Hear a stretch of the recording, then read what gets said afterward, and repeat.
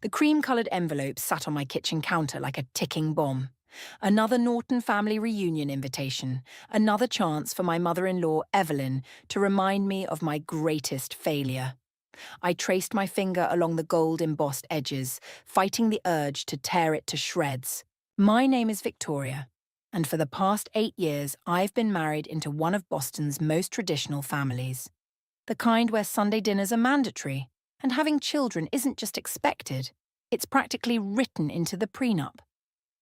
"You're staring at that invitation like it might bite you," Logan said, wrapping his arms around my waist from behind. My husband's touch was gentle, but I could feel the tension in his body. He knew what was coming.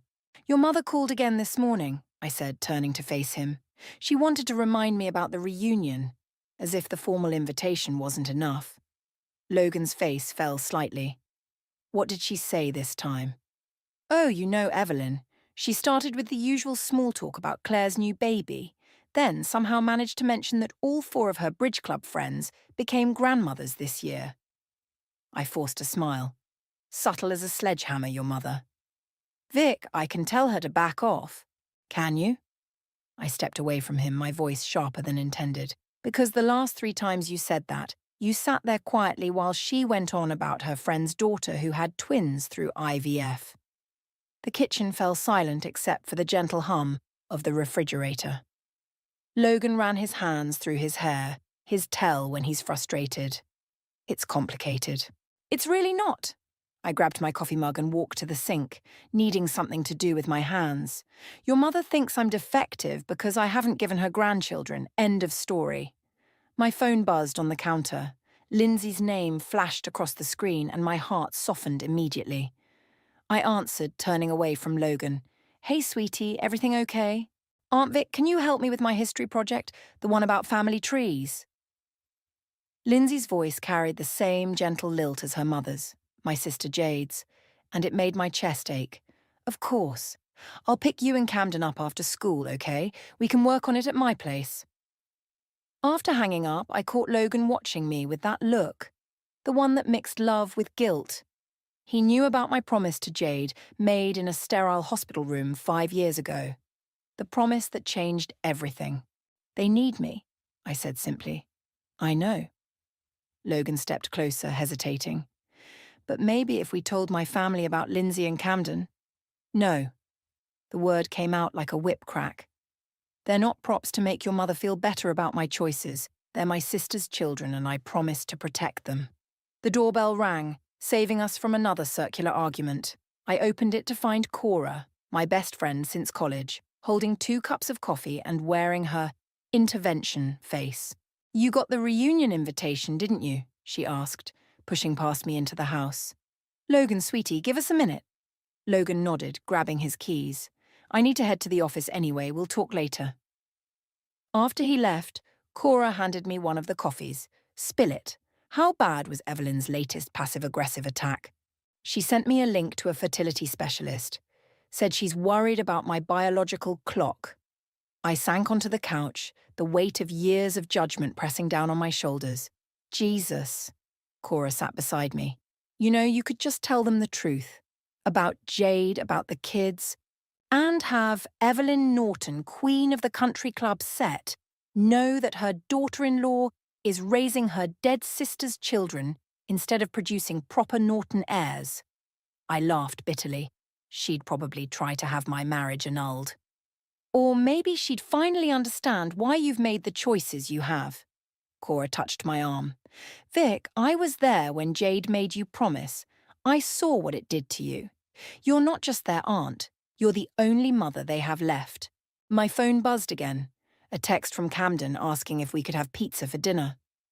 Looking at his message, I remembered the day of Jade's funeral, holding my sister's hand as she made me swear to give her children the life she no longer could. "The reunion's in 2 weeks," I said, putting my phone down. "Maybe it's time the Norton family learns what real family loyalty looks like." Cora's eyes widened. "Victoria Norton, are you planning something?" I smiled, thinking of Jade, of Lindsay and Camden, of all the times I've swallowed Evelyn's barbed comments. Let's just say karma's been a long time coming. The Norton family's dining room always felt like a courtroom, with Evelyn presiding as judge and jury. Tonight was no different as I sat at the massive mahogany table, watching her arrange flowers with surgical precision while delivering her latest verdict on my life choices. "Did you hear about Patricia's daughter?" Evelyn asked, not looking up from her roses. "She just found out she's expecting twins. And she's 42. She paused meaningfully. Modern medicine is simply miraculous these days. I gripped my wineglass tighter, counting to 10 in my head. Logan squeezed my knee under the table but remained silent. "That's wonderful for Patricia," I managed, taking a long sip of Merlot. "Indeed." Evelyn's perfectly manicured fingers adjusted a stem. "You know, Victoria, I ran into Dr. Harrison at the club yesterday. He's one of the top fertility specialists in Boston. I took the liberty of making you an appointment." "Mother," Logan finally interrupted, but his voice lacked conviction. "What?" "I'm simply looking out for my son's interests." She turned to Logan. "Darling, you're not getting any younger. Don't you want children of your own?" My phone vibrated in my purse, probably Lindsay asking about tomorrow's science test. I reached for it, but Evelyn's sharp look made me pause. "No phones at dinner, Victoria. We're having family time." I bit back a laugh at the irony. If only she knew about the family waiting for me at home. Matthew, Logan's brother, arrived late as usual, bringing a welcome interruption. "Sorry, everyone. Traffic was hell." He kissed Evelyn's cheek and gave me a sympathetic smile. Of all the Nortons, he'd always been the most human.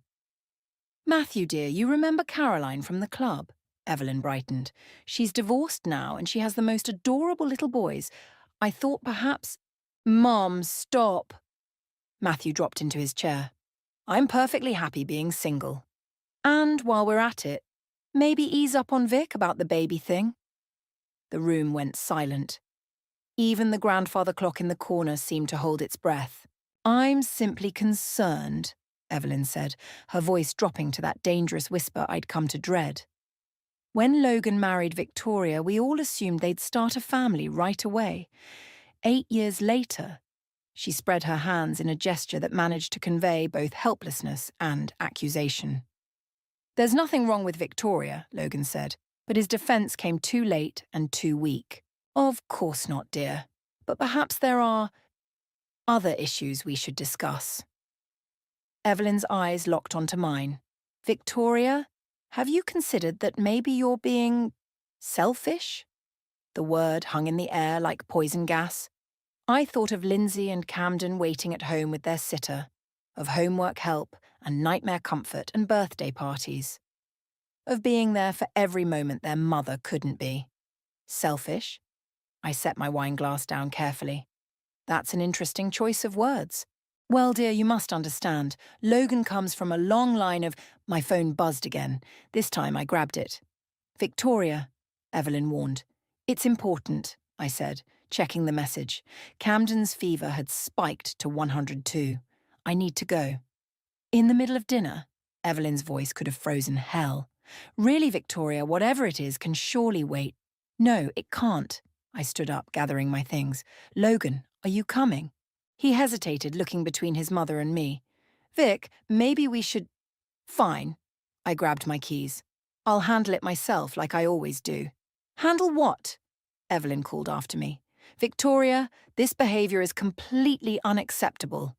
Matthew followed me to the door. "Everything okay?" "Camden's sick," I whispered. "He needs me." His eyes softened with understanding. He was the only Norton who knew about Jade's kids. He'd caught me picking them up from school one day and kept my secret. "Go. I'll smooth things over here." As I drove home, my phone rang. Logan. "You embarrassed my mother," he said without preamble. "Camden has a fever of 102, but sure, let's talk about your mother's feelings." "Vic, you know how she is. If you'd just explain—" "Explain what?" "That while she's been busy judging me for not giving her grandchildren, I've been raising 2 kids who actually need me. That I made a promise to my dying sister." "Maybe it's time we told them," he suggested quietly. I thought of Evelyn's smug face, of her constant criticism, of 8 years of judgment. "Oh, we will. But it'll be on my terms, not hers." "What does that mean?" It means I'm done playing by her rules. I pulled into my driveway, seeing the babysitter's worried face through the window. I have to go. Your nephew needs me. I hung up before he could respond, already focused on the family that truly mattered. She actually made you a fertility appointment? Cora nearly spilled her latte in outrage. We were sitting in our usual corner of the coffee shop, away from prying ears. That woman has officially lost her mind. That's not even the worst part. I pulled out my phone, showing her Evelyn's latest text. She sent me this article about career women who wait too long this morning, right after I spent the entire night taking care of Camden's fever. How is he, by the way? Better. Finally got his temperature down around 3 a.m. I rubbed my tired eyes. Logan didn't come home until after midnight. Said he had to smooth things over with his mother. Of course he did. Cora's voice dripped with sarcasm. Heaven forbid Evelyn's delicate sensibilities get bruised while your nephew was sick. My phone rang. Lindsay's ringtone.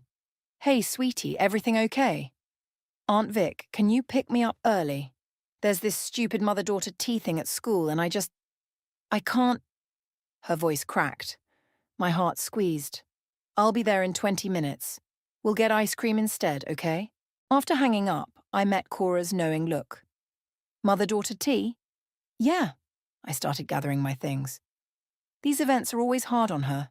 Last year, some kid asked why her mum never comes to anything, and she had a panic attack in the bathroom. And meanwhile, Evelyn's out there acting like you're some selfish monster for not having kids. Cora shook her head. Vic, you need to tell them. Not for Evelyn's sake, but for Lindsay and Camden. They deserve to be acknowledged. I know. I sighed, remembering Jade's last days. It's just complicated. Jade was so private about her illness. She didn't want anyone's pity, especially not for the kids. But she's gone, honey. And those kids are your family now. The Nortons should know, especially Logan's mother. Maybe then she'd understand why you've made the choices you have. My phone buzzed with a text from Logan. Mom wants us all at dinner again tonight. Please come. I'll make it up to you. Perfect timing, I muttered, showing Cora the message. Go to the dinner, she said, surprising me. But this time, don't let Evelyn walk all over you. Stand up for yourself. And for those kids.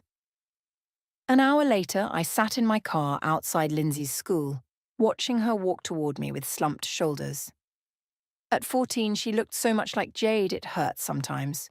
Hey, she said, sliding into the passenger seat. Her eyes were red. Hey, yourself. I handed her a tissue. Want to talk about it? Not really. She wiped her eyes. Can we just get that ice cream? At the ice cream parlor, watching Lindsay demolish a triple chocolate sundae, I made a decision. The Norton family reunion is next weekend. She looked up, spoon halfway to her mouth. Oh, are you going? We're going, I corrected. You and Camden both. Her eyes widened. Really? But I thought... does Mr. Logan's family even know about us? They will. I reached across the table, squeezing her hand. It's time they knew about their amazing niece and nephew, about your mom, about everything. What if they don't like us? Then that's their loss. I felt stronger just saying it, but you and Camden are part of my family, and I'm done pretending otherwise. My phone rang again. Logan. Are you coming to dinner tonight? He asked without preamble. Yes, I said, watching Lindsay scrape the bottom of her sundae bowl. But we need to talk first, really talk, about the reunion, about your mother, about everything. Vic, no, Logan, I mean it. Either we do this my way, or I'm done playing happy families with your mother while my real family stays hidden. The line went quiet for a moment. Okay, he finally said. We'll talk. After hanging up, I looked at Lindsay. How about we grab Camden and have a movie night? I think we could all use one. She smiled. Jade's smile. Can we watch Mum's favourite? Princess Bride. Always. Driving home, I thought about Evelyn's perfectly arranged dinner parties, her carefully curated image of family perfection. By this time next week, that image would be shattered. The thought should have scared me, but instead I felt lighter than I had in years. My phone buzzed with another text from Evelyn. Wearing that navy dress tonight would be more suitable than the black one from last time. More maternal. I actually laughed out loud. Let her obsess over dresses and appearances. Soon she'd learn what real motherhood looks like. Messy, complicated, and more beautiful than her perfect roses could ever be. The Norton family reunion buzzed with perfectly orchestrated chaos. Evelyn had outdone herself, transforming her sprawling backyard into something from a magazine spread. White tables dotted the lawn, each topped with fresh peonies and pristine tablecloths that probably cost more than my monthly grocery bill. "You're late," Evelyn said by way of greeting, eyeing my simple blue dress with barely concealed disappointment. "And you didn't wear the outfit I suggested." I was busy. I glanced at my watch. Right on time, actually. "Logan's parking the car." "Well, Patricia's daughter is here. The one expecting twins. I thought you two might have lots to discuss. Actually," I cut her off, "I have someone I'd like you to meet." I turned toward the garden gate where Matthew was walking in with Lindsay and Camden. We'd arranged for him to bring them, knowing I'd need the support. Evelyn's perfectly penciled eyebrows drew together. "Who are these children?" Before I could answer, Logan appeared beside me, freezing when he saw the kids. We'd discussed this moment for days, but seeing it actually unfold had him looking pale. "Everyone!" I called out, my voice carrying across the yard. The casual chatter died down as faces turned toward us. "I have an announcement to make." "Victoria!" Evelyn hissed. "This is hardly the time." "It's exactly the time." I walked over to Lindsay and Camden, putting an arm around each of them. "I'd like you all to meet my niece and nephew, Lindsay and Camden Hunter, my sister Jade's children." The silence was deafening.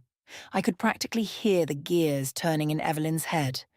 "I don't understand," she finally said. "What are they doing here?" "They're here because they're family. My family." I squeezed the kids' shoulders. "For the past 5 years since my sister passed away, I've been raising them." A gasp rippled through the crowd. Patricia's pregnant daughter had the decency to look embarrassed about their earlier conversation. "5 years?" Evelyn's voice rose an octave. "You've been raising children for 5 years and never thought to mention it. You never asked." I met her gaze steadily. "You were too busy arranging fertility appointments and sending me articles about biological clocks to notice I was already a mother." Logan stepped forward. "Mother, I can explain." "You knew about this?" Evelyn turned on him. "You knew she was raising someone else's children instead of giving us proper grandchildren." Camden flinched at her words. I felt a surge of protective anger. "Proper grandchildren?" I laughed, but there was no humour in it. "These are proper children, Evelyn.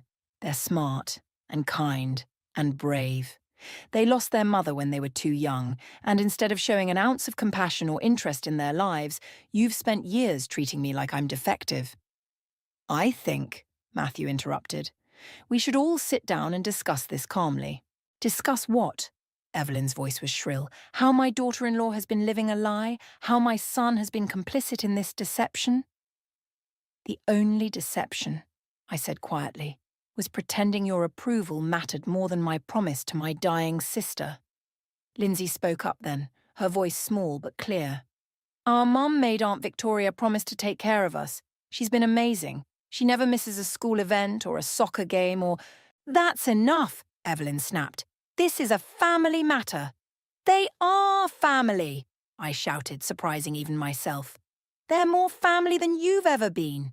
While you've been planning dinner parties and judging my life choices, I've been helping with homework and handling nightmares and trying to fill the hole their mother left behind."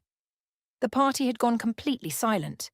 Even the birds seemed to be holding their breath. "Logan," Evelyn appealed to her son, "surely you can't approve of this situation." Logan looked between his mother and me, then at the kids. Something in his expression shifted. "Actually, Mother, I do approve. Victoria's been an amazing mother to Lindsay and Camden." "I'm sorry we didn't tell you sooner, but given your attitude, can you blame us?" Camden tugged at my sleeve. "Aunt Vic, maybe we should go—" "No," I said firmly. "We're not going anywhere. This is a family reunion and we're family." Evelyn's face had gone from red to white. I need a moment. She turned and walked stiffly toward the house. Well, Matthew said into the awkward silence, who wants some punch? Kids? As he led Lindsay and Camden toward the refreshment table, Logan touched my arm. That was brave. That was necessary, I corrected him, watching Evelyn's retreating back. And we're just getting started. The truth was finally out, and like a summer storm, it had cleared the air, but left destruction in its wake. Now we'd see what grew from the wreckage. The aftermath of my announcement settled over the reunion like an uncomfortable fog. Small clusters of relatives huddled together, whispering behind their punch cups while stealing glances at Lindsay and Camden. Did you see how fast Evelyn bolted? Matthew handed me a glass of wine. I thought she was going to leave skid marks on that precious lawn of hers. I'm more worried about the kids. I watched as Lindsay picked at her plate, barely touching the food. Camden had attached himself to Logan, who was awkwardly trying to explain the rules of croquet. They're tougher than you think, Matthew said. Just like their aunt. A commotion near the house drew our attention. Logan was storming out, his face red, with Evelyn following close behind. Don't you dare walk away from me, she called out. We're not finished discussing this. Yes, we are, Mother. Logan's voice carried across the lawn. I've listened to you berate my wife for 8 years. I'm done. I started toward them, but Matthew caught my arm. Let him handle this. You've let her make a mockery of this family. Evelyn's voice was reaching new heights. Taking in those children instead of... Instead of what? Logan whirled around. Instead of having proper children? Do you hear yourself? Those kids lost their mother. Victoria stepped up when they had no one else. If anything, that makes her more worthy of respect, not less. Several guests began making discreet exits, mumbling awkward goodbyes. I noticed Lindsay had disappeared and found her sitting alone behind a large oak tree. Hey, I said, sliding down beside her. You okay? Everyone's fighting because of us. She pulled her knees to her chest. Maybe we shouldn't have come. No, they're fighting because of years of secrets and judgment. None of this is your fault. She hates us, Lindsay whispered. Mr. Logan's mum. She looked at us like we were something gross on her shoe. Evelyn looks at everyone that way. It's her default setting. I bumped her shoulder playfully, earning a small smile. Victoria! Evelyn's voice made us both jump. She stood there, impeccable despite her earlier exit, looking down at us with an unreadable expression. A word, please. I squeezed Lindsay's hand before standing. Stay here, okay? Evelyn led me to a quiet corner of the garden. Logan tells me you made a promise to your sister. I did. And these children, they're well cared for. They're loved, I corrected. They're supported. They're given everything they need, including the space to miss their mother without feeling guilty about it. She flinched at that. You should have told us. Would it have made a difference? Would you have stopped pushing me about having babies if you knew I was already raising 2? They're not... She paused, choosing her words carefully. They're not actually your children. No, they're not. They're my sister's children who I love as my own. And if you can't understand that kind of love, then I feel sorry for you. Don't patronize me, she snapped. I've raised children. I know about love. Do you? Because from where I'm standing, you've spent years trying to force your son and me into some perfect mold instead of seeing what was right in front of you. A crash from the lawn interrupted us. Camden had knocked over a croquet wicket, sending several glasses shattering. Before I could move, Logan was there, helping him clean up, making him laugh about it. He's good with them, Evelyn said quietly, watching her son. He is. When you're not around to make him second-guess everything. She turned to me sharply. That's unfair, is it? Logan loves those kids, but he's spent 5 years hiding that love because he was afraid of your reaction. And look, he was right to be afraid. I need time to process this. Take all the time you need, but understand something, Evelyn. Those kids are my family. They're not going anywhere, and neither am I. As if on cue, Camden came running over. Aunt Vic! Uncle Logan says we can have ice cream, can we? I caught Logan's eye across the lawn. He gave me a small nod, a silent acknowledgement of the shift in our world. Sure, buddy. But maybe we should head home for it. It's been a long day. Victoria? Evelyn called as we turned to leave. The children, perhaps they could come to Sunday dinner next week. I studied her face, looking for signs of manipulation but finding only uncertainty. We'll think about it. Walking back to where Lindsay still sat under the tree, I felt lighter somehow. The truth was messy and uncomfortable, but it was out there now, impossible to ignore or hide away. Ready to go home? I asked, helping Lindsay up. She looked back at Evelyn, who was watching us with an expression caught between regret and curiosity. Yeah, but maybe it'll get better now. Maybe, I agreed, gathering Camden close. But either way, we have each other. 3 days after the reunion, I found myself staring at another text from Evelyn. The children's rooms at my house could use updating. What colours do they prefer? She's trying, Logan said, reading over my shoulder as he made coffee. In her own way. By redecorating? That's such an Evelyn solution. Throw money at it until it feels less uncomfortable. The doorbell rang before Logan could respond. I opened it to find Evelyn herself standing there, looking oddly uncertain in a casual sweater set. Casual for her, anyway. I brought breakfast, she said, holding up a bag from the fancy bakery she loved. And an apology. Logan nearly dropped his coffee mug. I stepped aside to let her in, catching sight of Lindsay frozen at the top of the stairs, watching with wide eyes. The kids are getting ready for school. Oh. Evelyn set the bag down on the kitchen counter. I suppose I should have called first. That would have been nice, yes. I started pulling plates from the cabinet, more for something to do than anything else. Camden, your backpack is still in the living room. Lindsay called up the stairs, then froze when she saw Evelyn. Oh. Good morning. Good morning, Lindsay. Evelyn's voice was softer than I'd ever heard it. I brought croissants, if you'd like one before school. Lindsay looked at me questioningly. I nodded. Thanks, she said, sliding onto a kitchen stool. They smell good. Camden thundered down the stairs then, his usual morning whirlwind. Aunt Vic, I can't find my science homework, and I need it today because… Oh. He stopped short at the sight of Evelyn. An uncomfortable silence filled the kitchen. Check the blue folder, I said finally. The one we organised last night? Right. He darted back upstairs. He's energetic, Evelyn observed. He's 10, I replied, and running late, as usual. Lindsay, can you go help him find that folder? Once the kids were upstairs, Evelyn turned to me. I've been doing a lot of thinking. That must have been uncomfortable for you, I couldn't help saying. Victoria, Logan warned. No, she's right to be angry. Evelyn smoothed her already perfect hair. I've been… difficult. Difficult? I laughed. You've been cruel. Not just to me, but to Logan. Do you know how hard it's been for him, keeping this secret because he was afraid of your reaction? Mom, Logan started, but Evelyn held up a hand.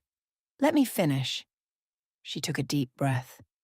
When your sister died, Victoria, when you took in her children, you were doing exactly what a mother should do. What I should have done was support you, not judge you. Found it! Camden came racing back down, waving his folder triumphantly. He skidded to a stop in front of Evelyn. Are you really our grandmother now? The question hung in the air like a live wire. Camden, I began, but Evelyn surprised me. I'd like to be, she said quietly, if you'll let me. Lindsay appeared at the bottom of the stairs. Why? Because you feel guilty? Lindsay, Logan admonished, but I shook my head at him. She had a right to ask. Partially, yes, Evelyn admitted, but also because I've missed out on 5 years of knowing 2 remarkable children. Because my son loves you both. Because your aunt has shown me what real strength looks like. Mom, Logan's voice cracked. We should go, I said, checking the time. The kids will be late for school. Of course, Evelyn stood. But perhaps dinner on Sunday? All of us? I looked at the kids. Camden was already nodding enthusiastically, but Lindsay was more hesitant. Can we think about it? Lindsay asked. Of course you can. Evelyn smiled. A real smile, not her usual social mask. Take all the time you need. As I drove the kids to school, Lindsay was unusually quiet. "What are you thinking?" I asked. "Do you trust her?" she asked. "After everything?" I thought about Evelyn's careful armour, about how it had cracked when Camden called her grandmother. "I trust that she wants to try," I said finally. "Sometimes that's all we can ask for." "Mom would have hated her," Lindsay said, then laughed a little. "Oh, absolutely. But your mom also believed in second chances." "Yeah." Lindsay looked out the window. "Maybe we could try Sunday dinner, just once." My phone buzzed with another text from Evelyn. "The children's rooms. Purple for Lindsay, blue for Camden. We can shop this weekend if they'd like." I showed it to Lindsay, who rolled her eyes but smiled. She really doesn't do subtle, does she? "Nope." I typed back a quick response. "Ask them yourself on Sunday." Sometimes karma works in mysterious ways, I thought. Sometimes it looks like croissants and paint samples and the slow, careful building of bridges you never expected to cross. Sunday dinner at Evelyn's house felt like walking into a carefully choreographed play where nobody quite knew their lines. The dining room table was set with the good china. Not the heirloom set she usually used, I noticed, but newer pieces with cheerful patterns. "I thought these might be more appropriate," Evelyn said, following my gaze. "Less formal." "They're pretty," Camden said, running his finger along the rim of a plate until I gently stopped him. "I made mac and cheese," Evelyn announced, sounding almost proud. "The cook helped, of course, but I thought, well, Logan mentioned it's Camden's favourite." Logan squeezed my hand under the table. This was his mother's version of trying, trading her usual duck confit for comfort food, her precious antiques for family-friendly plates. "Actually," Lindsay spoke up, "Camden likes the boxed kind better. The orange powder stuff?" An awkward silence fell. I held my breath, waiting for Evelyn's reaction. To everyone's surprise, she laughed. "Well, I suppose I should have asked first. There's still much I need to learn about my grandchildren." The word grandchildren hung in the air like a peace offering. "Mum," Logan started, but was interrupted by the doorbell. "That would be Matthew," Evelyn said. "I hope you don't mind. I thought having him here might make everyone more comfortable." Matthew breezed in, carrying what looked suspiciously like a box of mac and cheese. "Backup plan," he stage whispered to Camden, who giggled. As we settled in to eat, Evelyn cleared her throat. "Before we begin, I'd like to say something." She looked directly at me. "Victoria, I owe you an apology. A real one, not just the fumbling attempt I made the other day." "Mother, maybe this isn't the time." "It's exactly the time, Logan." She squared her shoulders. "I've spent years judging you, Victoria, when I should have been supporting you. I was so focused on what I thought family should look like that I couldn't see the beautiful family right in front of me." "Is this the part where we all hug and cry?" Lindsay asked. But there was less edge to her voice than usual. "No, dear," Evelyn smiled. "This is the part where I ask if you and Camden would be willing to tell me about your mother." The fork slipped from my hand, clattering against the china. Lindsay's eyes went wide. You want to know about Mom?" "Very much so." Evelyn's voice softened. She must have been remarkable to have raised such remarkable children, and to have inspired such devotion in her sister. Camden pulled something from his pocket, the worn photo of Jade he always carried. "This is her," he said, sliding it across the table. "At my 5th birthday, before she got sick." Evelyn studied the photo carefully. "She has your smile, Lindsay, and Camden's eyes." "She used to sing really badly in the car," Lindsay said suddenly. "Like really badly. And she made up weird names for everything. She called vegetables garden candy to try to get us to eat them." "Never worked, though," I added, finding my voice. "She couldn't cook to save her life. That's why we had so much takeout." "Tell me more," Evelyn said. And for once there was no judgment in her voice, just genuine interest. For the next hour, stories about Jade flowed freely. Camden talked about how she'd let him wear his Superman costume to the grocery store. Lindsay remembered the time she tried to bake cookies and set off the smoke alarm. Even Logan shared memories of meeting her at our wedding. "She would have hated me, wouldn't she?" Evelyn asked finally. Oh, absolutely, I laughed, then caught myself. I mean, good, Evelyn nodded firmly. She sounds like an excellent judge of character, which means she was right to trust you with her children. Matthew raised his glass. To Jade, he said, who knew exactly what she was doing when she chose Victoria. To Mom, Lindsay and Camden said together. As we finished dinner, Evelyn pulled me aside. I had the rooms prepared upstairs, for when the children visit. If they want to, that is. No pressure. Purple for Lindsay? I asked, remembering her text. Actually, I thought they might like to choose for themselves. We could go shopping next weekend, all of us. I looked over at the dinner table where Camden was teaching Logan some complicated handshake, while Lindsay showed Matthew pictures on her phone. This wasn't the family I'd imagined when I married Logan, but maybe it was better than anything we could have planned. I'd like that, I said. But, Evelyn, no more fertility doctor recommendations.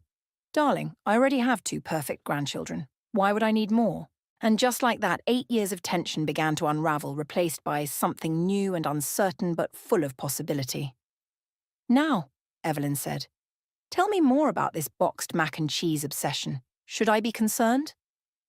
Mum would have loved this, Lindsay said, helping me arrange flowers on Jade's grave. We'd brought her favourite, yellow daisies, the kind she used to pick from our childhood backyard. She would have laughed at all of it, I agreed, especially Evelyn trying to learn TikTok dances with you last week.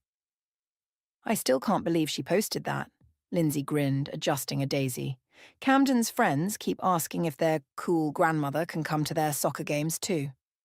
Speaking of which, I checked my phone. We should head over to the field. Your brother's championship game starts in an hour. Can we just stay here a minute? Lindsay sat cross-legged by the headstone. I want to tell Mom something.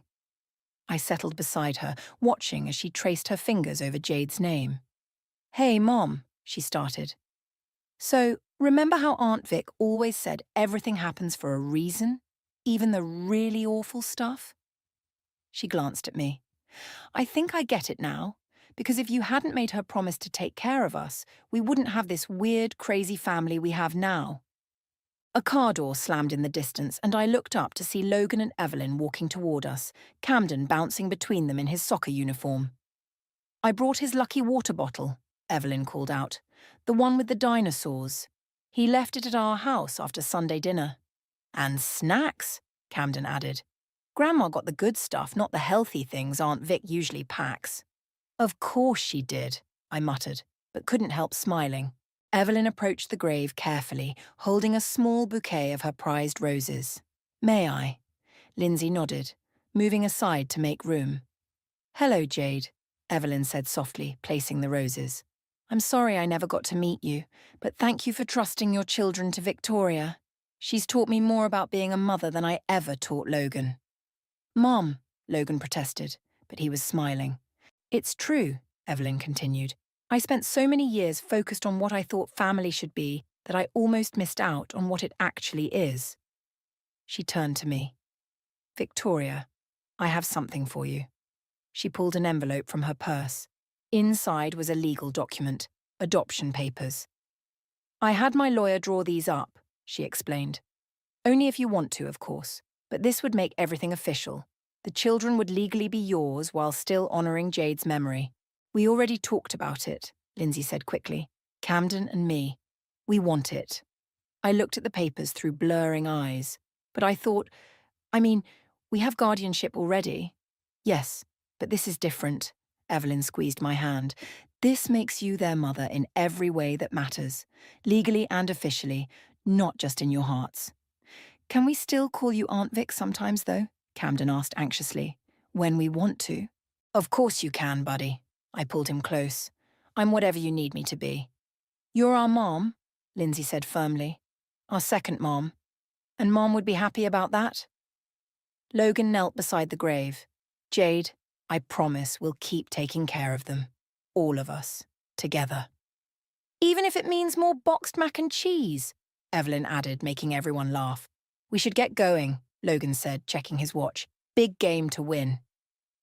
As everyone headed back to the cars, I lingered for a moment. You'd love this, Jade, I whispered. Your kids have so many people loving them now, even if one of them is your worst nightmare. A country club mom who thinks designer labels are a food group. A warm breeze rustled the flowers and I could almost hear Jade's laugh. "Aunt Vic!" Camden called. "Come on, I need my lucky charm there." "Coming." I touched the headstone one last time. I kept my promise, sis, and somehow it gave me everything I never knew I needed. At the soccer field, I sat between Lindsay and Evelyn, watching Camden race across the field. Logan was down by the sidelines, cheering embarrassingly loud. Matthew showed up at halftime with ice cream for everyone, even though Evelyn complained about the mess. "Hey," Lindsay nudged me, holding up her phone. "Look what I found." It was an old photo of Jade and me as kids, covered in mud from trying to make a garden. We were laughing, arms around each other, not caring about the mess. "Mom wrote something on the back," Lindsay said, turning the phone. "In Jade's messy handwriting, sisters by blood, best friends by choice." "Perfect timing finding that today," I said. Lindsay smiled, Jade's smile. "Nothing's really perfect. But this," she gestured at our noisy, messy, beautiful family, "this comes pretty close." Camden scored the winning goal, and as we all rushed the field to celebrate, I felt it. That sense of everything being exactly as it should be. Not perfect, but real. Not what I'd planned, but somehow better. Just like Jade would have wanted it.